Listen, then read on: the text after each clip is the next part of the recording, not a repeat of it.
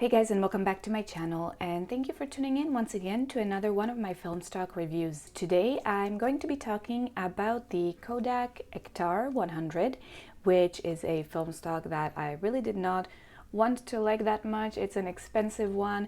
It's a 100 ISO, so I did not think it would be very easy to use, especially for street photography, which most of the time requires a higher shutter speed. And overall, I never really thought it's going to fit my needs, and so I kind of pushed it back a little bit.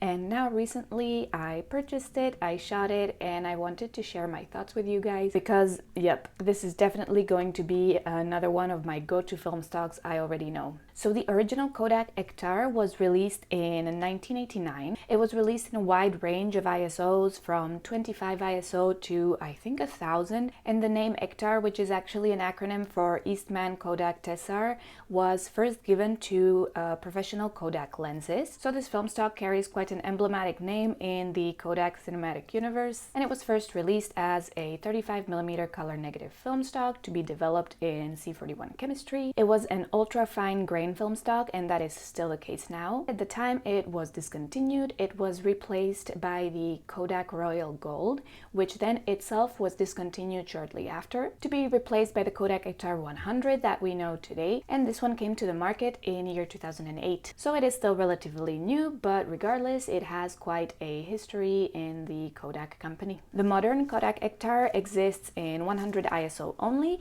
but compared to the original one, it also exists in medium format and in sheet format. Although the current Ektar is different from the original Ektar from 1989, it still has some of its original characteristics, like the super fine grain that it is still known for, and today it is classed by Kodak as a professional grade film. Kodak themselves state that the Kodak Ektar 100 has the world's finest grain. Quite a bold statement, isn't it? And we know that companies market their film stocks with statements such as these.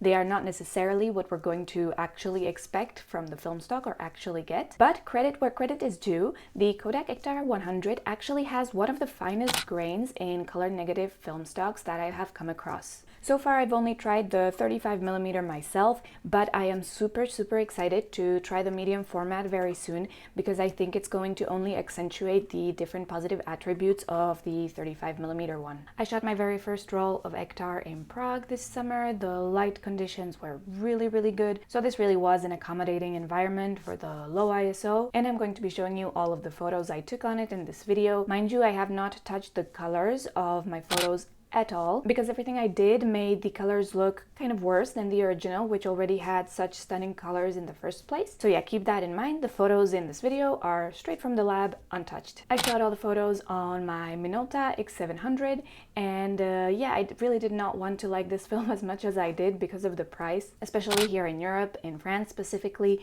It is one of the priciest film stocks that you can get your hands on, but sadly, or happily perhaps, I was really thrilled with the results I got, and I am going to be using this film stock again. So first thing first, we have to talk about the Kodak Ektar 100's grain. It is in fact extremely fine, almost inexistent, and besides that it still carries a huge amount of detail. The scans come out super sharp, almost to the level of digital photos or maybe comparable to slide film.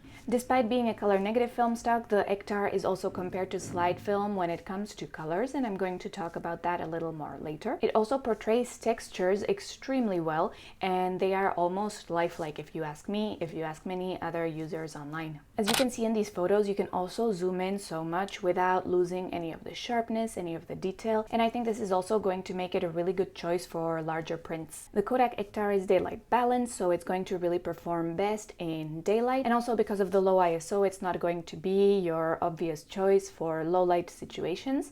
However, that being said, I have seen some beautiful nighttime photos taken on Ektar. Of course, this is providing you have a tripod to allow for longer exposures, but the different characteristics of this film stock actually help counter the muddiness of shadows, etc. So if you have a tripod, you might actually be able to reach for this one for nighttime photos as well. As I mentioned, I shot these photos on very sunny days. This explains why I did not struggle at all with the low ISO when it came to street photography. Granted, one or two of my photos were a little blurry because of the low shutter speed, but overall, even the street photos came out really great, with sharp edges, with great detail, so it's not gonna stop me from using it again. Besides the sharpness and the low grain that I fell in love with, and mind you, this is coming from someone who really doesn't mind grain, I actually appreciate it in photos, but yeah, this sharpness, it was really stunning. I also fell in love with this film stock's color rendition. The colors are super saturated, super vivid, and Kodak in fact does also mention this vibrancy as one of the primary features of this film stock, so they really didn't let us down with that. Of course, you'll be particularly happy with these colors in good light conditions, because with lower light the colors can kind of shift a little, but they are incredibly rich, incredibly vibrant. While testing this film, I got a little obsessed with this building. The windows were reflecting the sky just beautifully, and the combination of the different curtain colors, some windows being open, some being closed, I thought was very interesting. And this set of photos in particular really let me see the different characteristics of the Ektar. The textures are showcased incredibly well, so are the colors, so's the detail. You can literally see every stain on the glass of the windows and the reflections, which are so beautiful. In general, I found that the Ektar really did amazingly with light reflection off of shiny surfaces. I gotta say, I was really into that. And same on this photo, on the water, you can really see the different reflections on the little waves on the surface. I for sure think this is going to be something worth playing around with in the future on my future rolls, and I'm really looking forward to that. Now, I did say that the Kodak Ektar will struggle a little with a lower light, but on the other hand, the dynamic range was so much better than I expected. I took this photo, for example, in a small alley and thought it was a risky one because the light was quite low in the areas closer to me. But look, it ended up capturing both the shadows and the highlights really well. And I gotta say, I was impressed with that because I shot a different film stock in that alley as well, and it didn't handle the shadows quite as well as the Ektar did. So Kodak recommend this film stock for nature, travel, outdoor photography, as well as product photography and fashion, and that is quite an extensive list.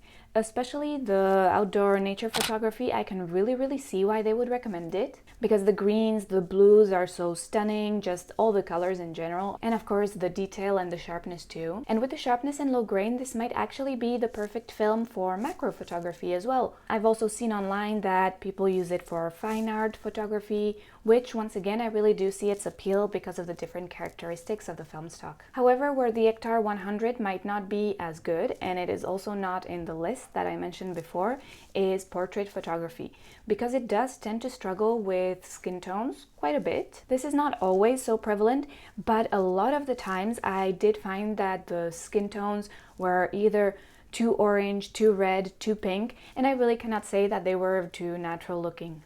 For example, I took this photo of my friend on the Kodak Ektar. As you can see, there is quite a lot of like pink hues in some places and orange hues in others, depending on the lights and the shadows, as opposed to this picture, which I took on the same day, same place, same friend. However, it was taken on the Kodak Gold, where you can see that the skin tones are much more natural.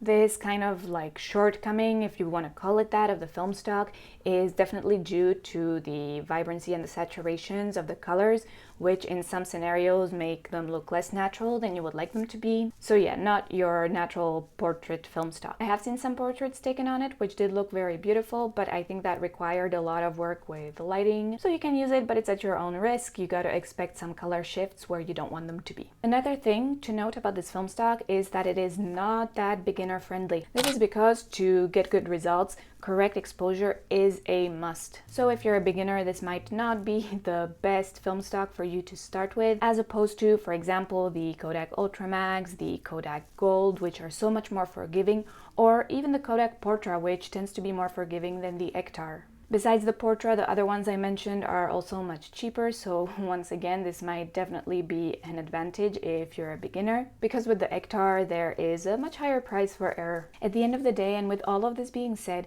I really cannot get enough of this film stock. It's something I didn't expect when going into it. I did not think this film stock was going to be adapted to my specific needs. I did end up loving the results so much, and I think it's going to now be a staple in my fridge. I have mentioned the price as being a drawback quite a bit, and I still stand behind it, but I'm not going to be so dramatic. There are definitely more expensive film stocks out there, and to be honest, this is one of the times where I feel like the price actually does justify the result.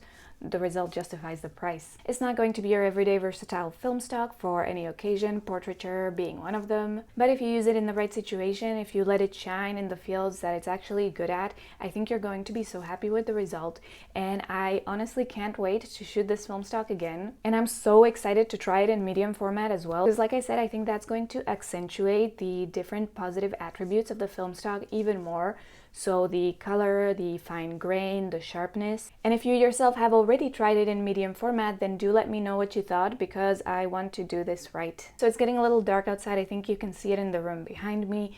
I am going to leave it there, and I can't wait to see you all in the next video. In the meantime, go out there, take some beautiful photos, and I'll see you all soon. Bye bye.